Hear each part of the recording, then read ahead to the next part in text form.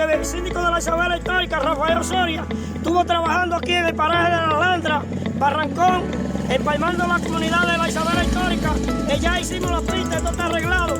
Al señor Douglas Pichardo, que no se deja ver ni por aquí ni por ningún lado, lo encontramos aquí trabajando y ya hicimos esto, no lo necesitamos. Gracias a Dios. Para adelante,